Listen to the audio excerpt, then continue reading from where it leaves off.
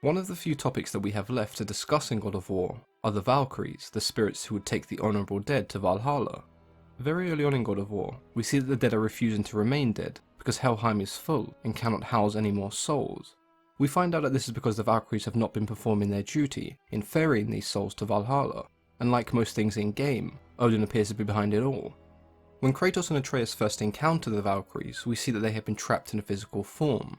They appear wild and driven by rage, but when these physical forms are destroyed, they return to their natural spirit state with very little memory of what had happened to them.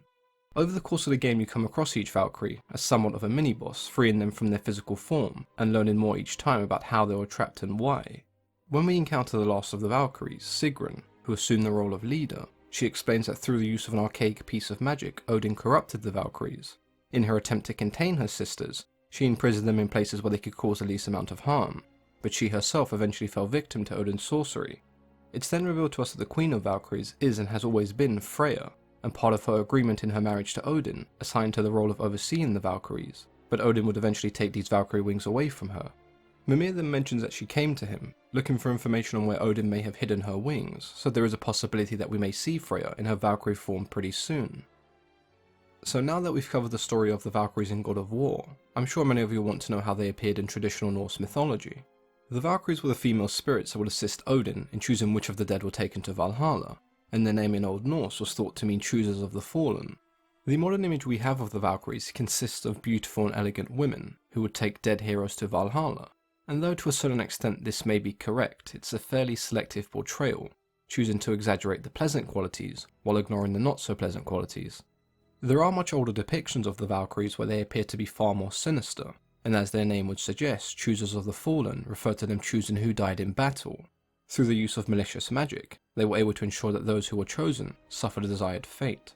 It's because of this the Valkyries have been likened and compared to the Gires or the Keres of Greek mythology, spirits that had reign over malicious and cruel death.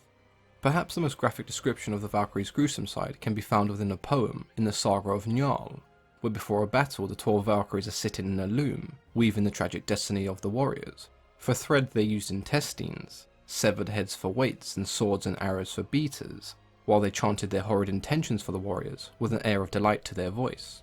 So this image of Valkyries being slightly malicious and bloodthirsty is one God of War appears to have taken from their eldest depictions.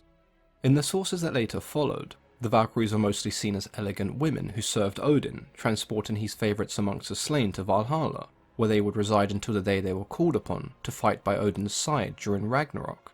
In regards to Freya being seen as the Queen of the Valkyries, that is something that appears to remain unique to God of War, as in Norse mythology, the Valkyries and Freya appear to have no relationship.